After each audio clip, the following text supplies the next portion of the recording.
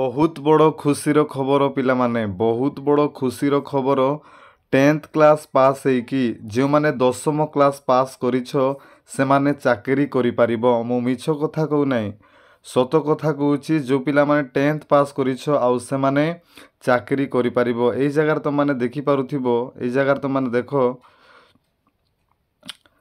पास bye 10th standard माने 10म class जो माने पास करिथिबो से माने कोन करि परिबो बैंक ऑफ बड़ौदा रे तो माने चाकरी करि परिबो। बुझिला रे पिला माने से चाकरी कोन ए जगह देखि पारुथिबो तो माने ए जगह रे ऑफिस असिस्टेंट पियन पियन चाकरी तो माने करि परिबो। बुझिला रे 10म क्लास जदि 10th पास जदि हेइछो ताहेले बैंक ऑफ बड़ौदा रे तमे ऑफिस असिस्टेंट पियन चाकरी तो माने करि परिबो। ए जगह तो माने देखि पारुथिबो आउ तो मानकर अप्लाईटा एई ऑफिस असिस्टेंट चाकरी करिबा पई पियन चाकरी करिबा पई मे 3 तारिख रु आरंभ हो जाइछि। तो माने एबे सुधा तो माने जानि ना हो आउ लास्ट डेट होछि तारो केते 23 तारिख मे 23 तारिख होछि लास्ट डेट। आज ठारु आज हला 11 तारिख आज सहित 12 दिन अछि तो मानको हाथ रे तो मान कोन करो आउ 10th सर्टिफिकेट नहीं कि आउ ऑनलाइन सेंटर रे जाइकी तो माने कोन करो ऑफिस असिस्टेंट पियन पोस्ट पाई बैंक ऑफ बड़ौदा कोन करो अप्लाई करि दियो।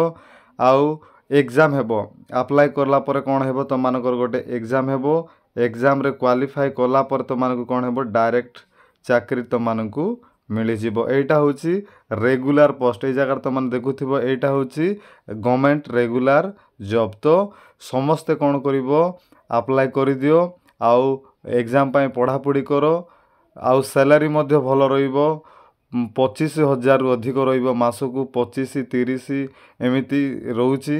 तो निश्चित भाव रे समस्ते कोन करो अप्लाई करो 10th पास हेइछो माने एटा अप्लाई करि दियो काहे घरे बसी रहिबा अपेक्षा तो माने चाकरी कले भल रहिबो। निश्चित भाव रे पढ़ा पढ़ी करो आउ ऑनलाइन कंप्यूटर सेंटर जाइकी समस्ते अप्लाई कर दियो काहे लास्ट डेट होची 23 तारिख।